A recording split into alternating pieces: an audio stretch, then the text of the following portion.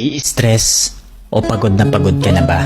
Gusto ko lang ipaalala sa'yo na kahit gaano ka ka-stress ngayon, wag na wag kang sumuko sa mga pangarap mo. Kailangan mong tandaan parati na magtiwala ka sa progress na nangyayari sa buhay mo. Kahit alam ko na minsan sobrang hirap at sobrang nakakapagod na din talaga. Magtiwala ka sa kakayahan mo. Ang dami mo nang nalagpasan na mga malalaking problema dati. Ngayon ka pa ba susuko? Patuloy ka lang na lumaban.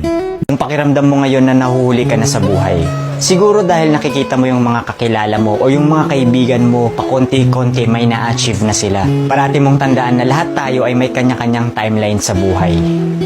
Hindi ka nahuhuli at hindi ka rin naman nauuna.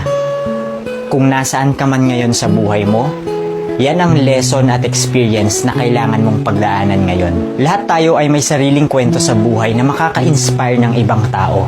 Sarili mong kwento yan. Kaya make sure na sulitin mo ang bawat moment at gawin mong fulfilling ang kwento mo kahit anong mangyari.